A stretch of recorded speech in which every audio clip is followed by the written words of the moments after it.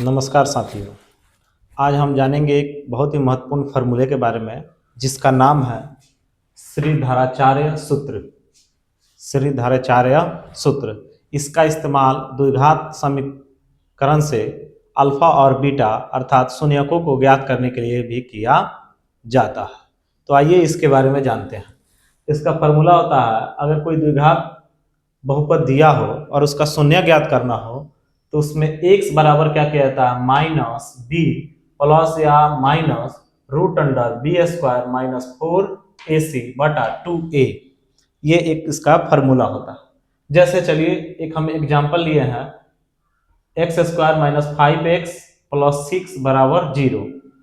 यहाँ पर एक x square plus b x plus c बराबर 0, ये द्विघात बहुपद का व्यापक रूप या मानक रूप इसको कहा जाता है।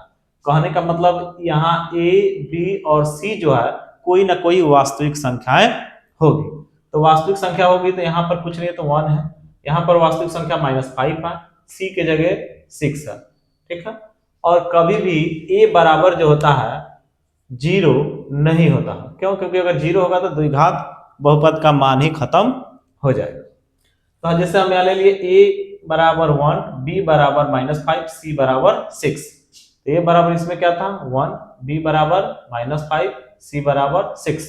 तो यहाँ आ गया तो इसको फार्मूला लिख देते हैं एक बार। x बराबर -b plus root under B square minus 4ac बटा 2a। एक बार अल्फा का मान निकल जाएगा। फिर यहाँ x बराबर लिखेंगे -b minus root under B square minus 4ac बटा 2a। एक बार बीटा का मान निकल जाएगा। और यहां से हम क्या करते हैं, एक एक करके जैसे सूत्र दिया गया है उस सूत्र पर इसको सजाते हैं। x बराबर माइनस कोष्ट माइनस b का मान कितना था, पहले वाले में रख रहा है, b का मान 1 है, सॉरी b का मान -5 है, -5 plus root under b square minus 5 का स्क्वायर माइनस 4ac। तो 4a की जगह कितना है 1, c की जगह कितना है 6, तो यहाँ रख देंगे। इसका करेंगे तो माइनस गुना माइनस प्लस हो जाएगा। और यहाँ चलिए 5 में 5 से गुना करेंगे तो 25 हो जाएगा, और माइनस में माइनस से गुना होगा तो प्लस 25 हो जाएगा। यहाँ गुना करेंगे 4 में 1 से 4 होगा, और 4 6 24, तो 24 होगा -24। इसको अगर 5 माइनस रूट अंडर 1 घटा लिए तो कितना आ गया 1 बटा 2। अब यहाँ घटाएंगे तो कितना होगा 5 माइनस 1 बटा 2 बराबर 4/2 अर्थात 2। अल्फा का मान आपका निकल के आ गया 2। जब अल्फा का मान निकल जाता है तो केवल अगर यहाँ आप 5 प्लस 1 बटा 2 कर देते हैं, अर्थात यहाँ के ऊपर माइनस एक बार प्लस होता है तो यह हो जाएगा 6 बटा 2 बराबर 3, अर्थात बीटा का मान आपका निकल के आ जाता है 3।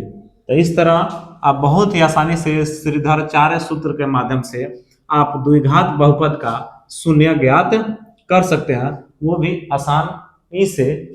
तो आप आशा करते हैं कि आप लोगों को समझ आ गया होगा। राधे राधे।